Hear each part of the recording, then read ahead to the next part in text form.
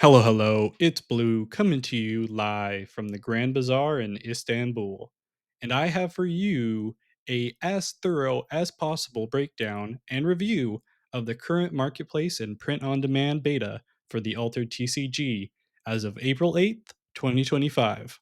So we all can make a reference of how it might improve over time and just to show anyone who may not have gotten access what it looks like and how things are set up. I'm not going to go too crazy with the editing here, just because some of this may change over time. So the rest of this video will be recorded entirely live. Yep, that's right. We're going to do it live. Bleep it. After I'm done with this intro. So enjoy and enjoy any smooth brain mistakes along the way, as well as the video itself. Be sure to do the like and subscribe stuff. It really does help me out. Past that, let's get into some preliminary items. Okay, so before we get into the good stuff, let's take a look at a few recap items, including the initial Phase 2 article that Equinox released. We'll just go through this fairly quickly so that way we don't take up too much of the time of the video. Just announcing the Phase 2 setup, which has been gone through at least three setups or three different intervals at this point by the time of me making this video. And that's what they're mentioning here as far as alternating the openings. This third opening will be the longest one thus far. The previous two have been just 24 hours. This will also include the gradual integration of users, some changes to the fee system. We'll take a look a little bit about that once we get into it. We can finally print the promo and alt art cards rather. NDA so I can actually make this video showing the eligible countries and talking about those who participated in phase one and the different options and different changes as far as your wallet and relisting cards. And then just listing off some known bugs and solutions that you could get through and just thanking everyone. So that's it. And let's move on to the next preliminary item, the email. Okay, preliminary item number two. This is what the marketplace and print on demand beta email looks like when you get it. This is the third opening of the phase two. It's essentially the same email. The only difference is that the date and times change. Past that, identical. You can see the general terms and services if you want to click on that. I won't bore you with all that stuff. Gives you some things on how to access the beta, gives you some limitations that we'll talk about later, how to provide feedback or report bugs, which is important with the beta. And other than that, just getting started and clicking on the button to go on to the next step. All right, let's get into the stuff that you actually are here for. Now that we are done with all that preliminary talk, it's time to take a look at a few things associated with the marketplace and the print on demand. We're going to go ahead and start with the very beginning of things, taking a look at the wallet. As you can see, I am loaded with cash. First thing that you're going to want to do when you get access to this setup, you won't be seeing all the stuff you see here, but you're going to want to unlock your wallet, which we'll click on here. Once you want to unlock your wallet, you'll be able to do a few different things here as far as doing that, and that will be setting up the two-factor authentication as you see on the screen, and you'll have to provide your address. When you initially unlock your wallet, you'll be able to do that here, but in other situations, if you want to change your address or add a new address, there's a different way that you'll do that, and I will explain that later. Past that, we'll get into payment methods. Once you click on the payment methods, and hopefully I'm smart enough to blur out any of my information that you can actively see here, but you can do a few different things other than adding. And once you do have it added, you can delete the option. If you click this and boom, it's gone. You can also add a payment option, which I can do here. I'm not going to do it at the moment, but one thing that you'll have to do is when you get the payment method added, chances are it'll send you to another area as far as your bank or whatever your card is associated with to verify. Then getting into the next portion of my wallet, and that is my balance. Things to take a look at here is you can refill here. This will let you do based off of your payment option, a few different options to pick from, whether it is 10, 15, 25, or 55. You're also allowed to add a custom amount up to $250 slash euro set up here, depending on the currency that you have chosen for your account. You can also do this transfer setup, and that is the next portion that we'll take a look at. The transfer is if you do, in fact, sell anything on the marketplace, you can have it here and transfer it to your bank account. One thing that you can do is add your bank account. I have not done this yet. This will have a few different options, including the international bank account number, US, Canada, Great Britain, and other, as far as what you want to do. For US folks like me, you'll go ahead and enter your account number, your routing number, which is the ABA code, first and last name, and then your address information if you have not already entered it, which you should if you have unlocked your wallet. This also is a place where you can add a new address and or delete your current address. So if you click on it here, you should be able to see my current address, which I should again hopefully blur out so I don't dox myself. You can click add a new address at this point after you have already unlocked your wallet. So if you're looking to add a new address or you just moved, you can do this here. You can also click on your current address if that is what you want to use for adding stuff associated with your bank account. Past that, we'll go ahead and go back to my balance, which I had mentioned previously and we took a look at before we hit the transfer button. You can, at this point, see also all your wallet history, any purchases you have made, including refunds, which happened in the first beta if you were not able to get your print on demand. There's a few different options with this wallet history, including be able to look at a purchase that you've already done. In this case, just to show you guys, we can take a look at this 42-cent purchase, which is a nice rare mechanical training that I was doing to test out as far as a Kickstarter version. You can click the back option and it'll take you right back to where you were before, which is definitely an issue that we've had before with the app and whatnot, as far as the back option not necessarily doing anything or taking you to an error screen. Past that, they do still have the anti fraud limit, which is included in the original email. Basically, the idea is you can only have up to $2,000 worth of earnings. Whether they keep that for the future, I'm not too sure, but we'll have to see how that works out.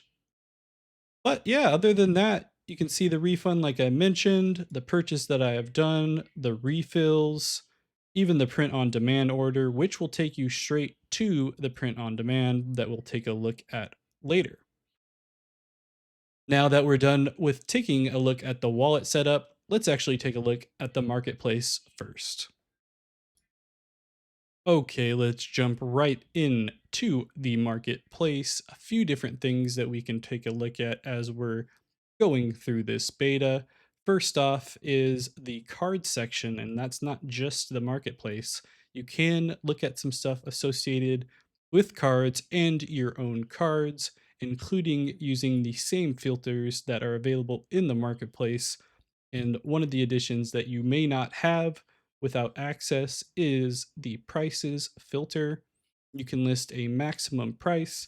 For example, I'll go ahead and list $10 just to show an example of what we have. And it will list all cards up to 10. You can either go to all cards, my collection, or my want list when you are in the card section. And this is also something that you can apply to the marketplace in of itself. You can even go to the point of clicking on a card Let's get out of these promos so that way we can find some regular cards.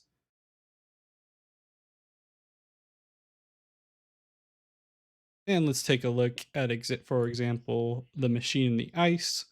If you click on it, and this is just in the card section, you can see all the available options for the rare machine in the ice and being able to buy it, as well as sell it, and any of the usual options that you can see on the app and on the website when you are traditionally logged in.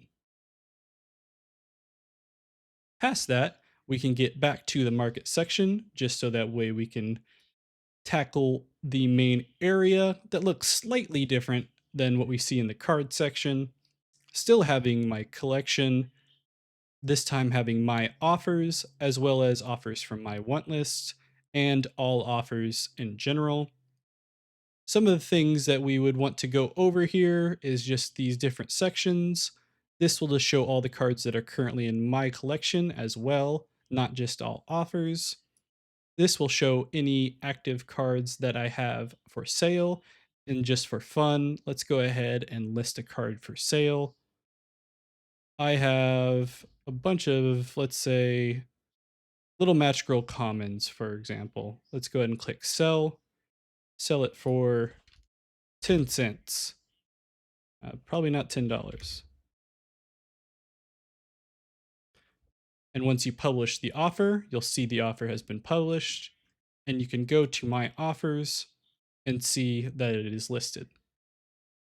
Past my offers, you can also see offers from my want list.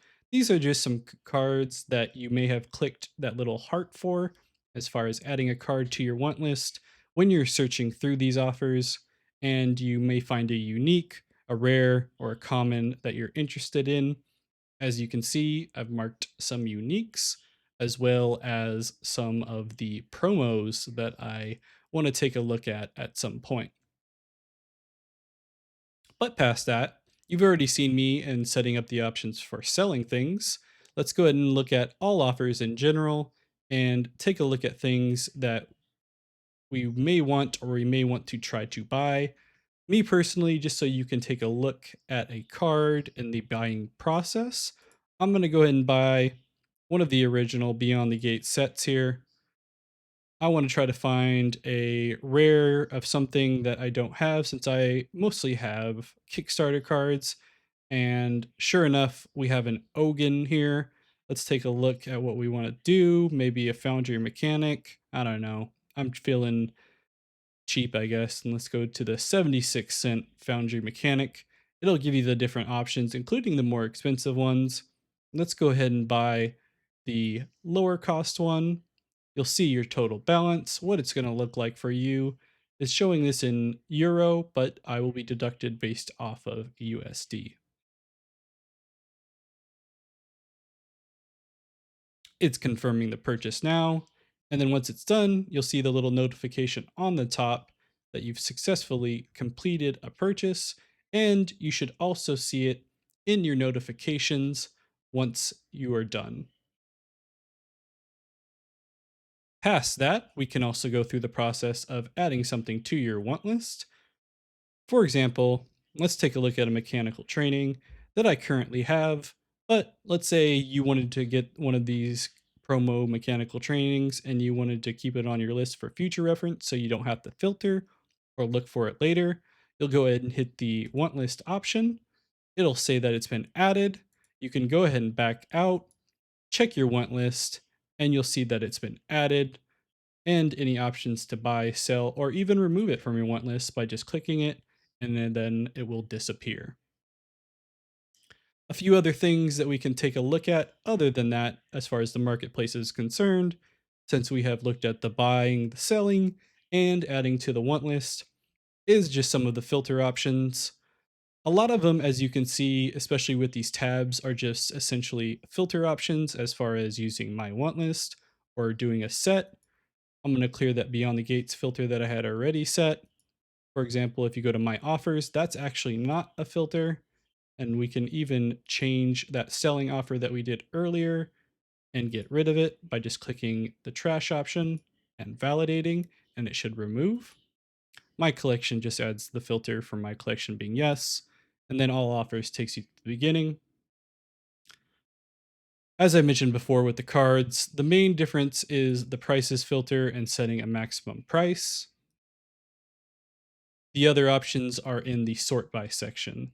So this is where you'll be doing a lot of your work as far as what you're looking for, whether it be based off price, name, or cost, as well as a few other things. One thing I would suggest, especially if you're on mobile, is that you scroll down a little bit before you hit this filter, because once you're in it, as far as the sort by, you cannot scroll up and down. If you could see my mouse pad right now, you can see that I cannot move the screen. You have to click off to go back up and down to click anything. So if you have a smaller screen, you won't be able to see all your sort by options. But as you can see, there's quite a few that you can take a look at. Should be some more stuff in the future, I'd have to imagine, as far as filters and sort by options, but we'll have to wait to see what that looks like. But past that, that's all that we have for the marketplace. Let's go ahead and take a look at the print on demand. Now for the print on demand option.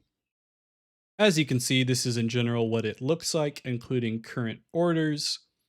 The first thing we will look at is clicking this button here for the onboarding process. It gives you some details as far as how to place an order, including what they have told us already as far as packs of 20 cards. You can add a card as many times as you want, as long as you are the owner of at least one copy. These packs can be foil or normal. You can combine 15 packs per order, and it still says, as far as this stuff here, for the time being, you cannot print exclusive cards with printing rights for once every year. Promo cards or alt arts. This includes Kickstarter, so on and so on.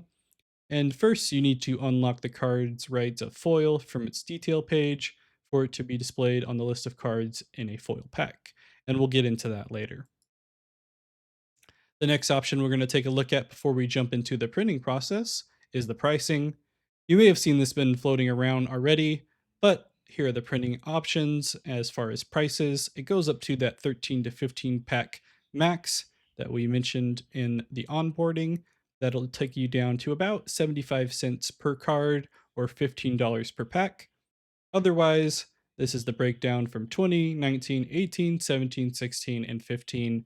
I know how to count. Going on to the next option here, you have the print on demand next slot, where potentially we'll be seeing weekly the next setup as far as printing and when it will happen. At the moment, it is set up to the end of this current month, and I have to imagine that it'll correlate pretty close with the end of this phase 2 of the beta. The delivery option also shows an estimated 3 to 5 business days after the printing. We can also take a look at the Learn More, which should give us a little bit as far as details for the printing slots, saying that 5,000 packs can be printed each Tuesday. Each additional order will be printed the following Tuesday. Places are therefore very limited. So that goes to what I was saying before as far as future prints being weekly.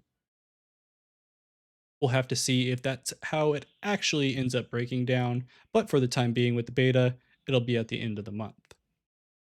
So, with all that, let's go ahead and go into the ordering process for printing on demand.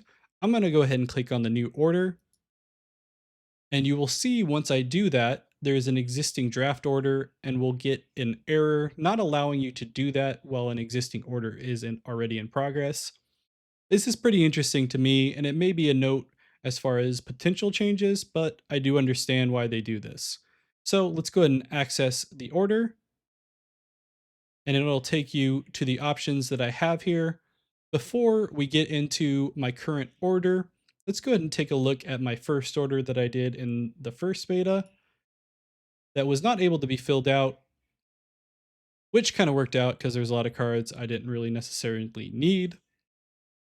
But this is what the breakdown will look like once you have completed an order, including how much you paid over here, your shipping and billing address, which again, hopefully I am smart enough to blur out, as well as all the packs that you may have ordered and the breakdown of each of those packs. With that being said, let's go ahead and take a look at the active order that I have going here.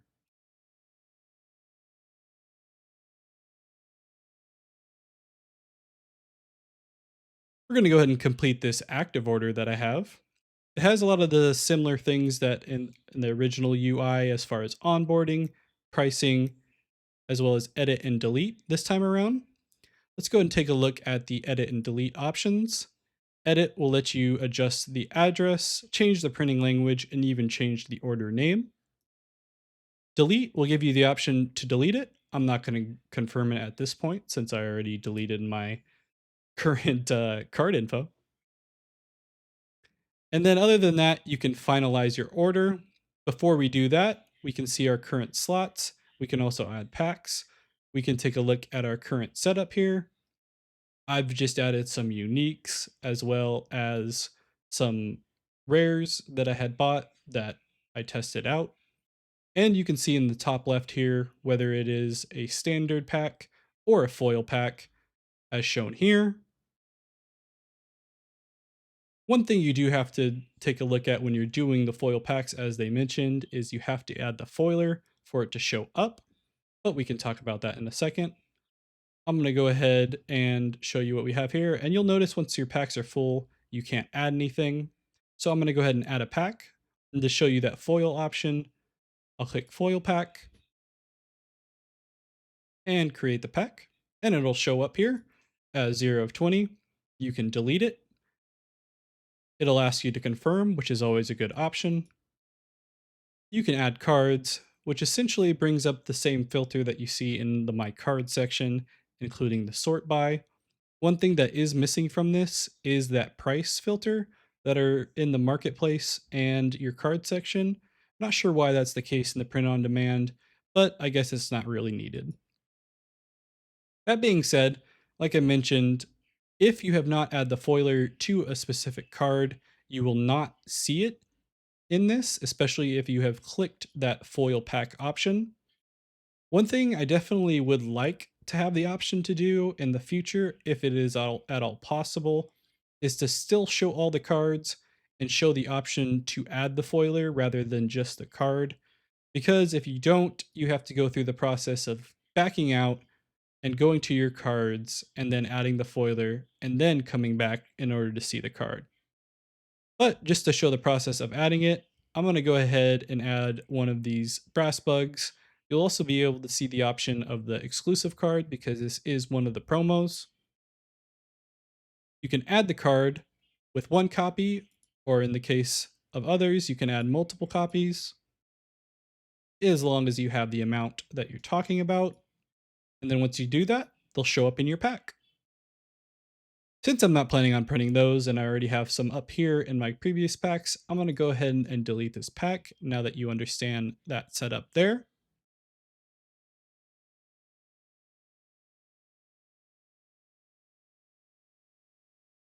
And now that we have our packs set up, we're going to go ahead and finalize the order.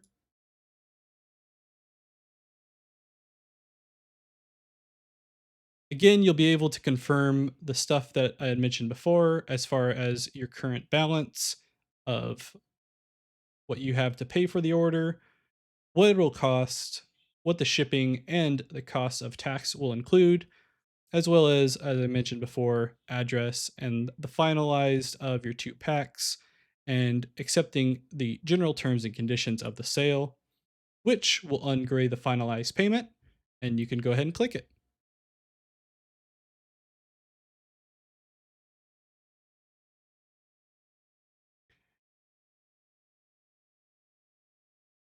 Looks like the payment has been finalized, and I have been confirmed for that next print slot at the end of the month, which should come 3 to 5 business days after the printing. Excited to get the first print on demand cards that I was able to get, even though they had some issues in the first part. Again, you'll be able to see, similar to my original order, the packs that I have ordered, or in your case, the packs that you have ordered, including the individual cards. And just for fun, we'll go ahead and go back to the print on demand. And since we have everything printed and it is shown as confirmed, we should be able to click on a new order at this point if we so choose. And that is the case, being able to enter the new order name options, change the printout language, or even change your address, and eventually create the order. Past that, that's all there is to it. And now we'll get into a recap of the whole process between the marketplace, print on demand, and the wallet, and give some thoughts on what our first setup here is on the phase 2 beta. So, some final thoughts on the marketplace and the print on demand for this phase 2 beta. Overall, we'll kind of go over the best and least best bonus points if you know that YouTube reference. But starting off on a positive note, I like how easy it is to buy and sell things. As I showed you, you can either go through your card section or the marketplace option, depending on where you go. And it seems fairly intuitive for anyone that wants to get to a specific card or to the like, but not too bad there. I also like being able to track previous purchases, including print on demand. As I mentioned before, you can check out your wallet history and it lets you go to a quick click and it'll take you directly to what you spent that money on, including print on demand, refunds, or even refills. My best feature, though, as far as the best of what I got going on here, is almost definitely the want list option and being able to easily access cards I maybe want or that I at least want to track. As I mentioned, you can click on that little heart to add something to your want list, and then later on, if you forgot about it or you just don't want to go through the option of filtering to find a specific unique, you can just click on that want list and take a look at the card to see if it was sold or even if it's still up and you can still purchase it if you can finally cave on that price that may be originally too high from what you thought, but this time you want to take a look at it. Now, let's go to the minor least best things. Are there some things that I can think can be improved upon basically as far as ease of use that are fairly minor? So, one of the major minor things for me here is the foiler option that I mentioned at the print on demand. I'd like to be able to just foil the cards that I want to add to the foil packs in the print on demand section. I understand why it's in the card section, but it also seems like a bit of a hassle to have to go back and forth. It's not incredibly hard to do, but it's just more of an annoyance. I also would like to add a dedicated add address option.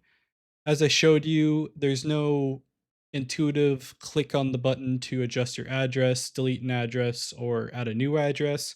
You have to go through some other things as far as through your wallet, up and around, or even on the print on demand option. So that would be nice, but it's not the end of the world. But now let's go on to the major least best things in my mind. These are some other things that I feel like may need some more intense changes that aren't take it or leave it, but would definitely like to see as far as the marketplace and print on demand progressing. The first one is filtering options in marketplace are a bit lacking to find specific things without having to scan a lot of uniques, for example. Um, in the beta at the moment, it's not too hard because we can take a look at a lot of the uniques or the general idea of what we're looking for.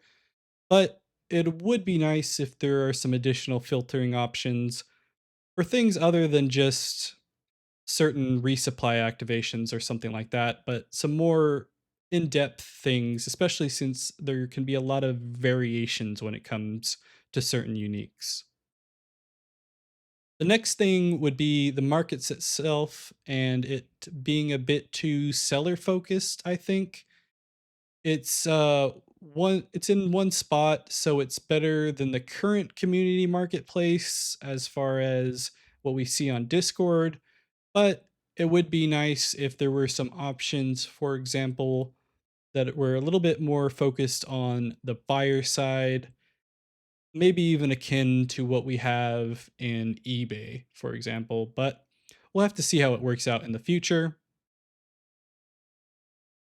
But with all that being said, as I mentioned previously, I think the overall product is solid and delivers on what the game needs at the moment, which is the print on demand and marketplace. Man, I just had trouble saying print on demand. Print on demand and marketplace promise to hopefully become the full product that we see so many complaints about from those of the people that come into the Discord, on social media, or even at our locals who are trying to stay back and say, I don't want to play the game until I see the full product, even though the game in of itself is popular with those people sometimes. So I'll be excited to see the full release of the marketplace and the print on demand. I think this beta is a good step towards that. Obviously, some things that they can work on, but other than that, as you can see, we're on my profile screen, and you can always check me out here on Blue Oak TV on YouTube. But let's see what they have, and I'll see you in play on the next day.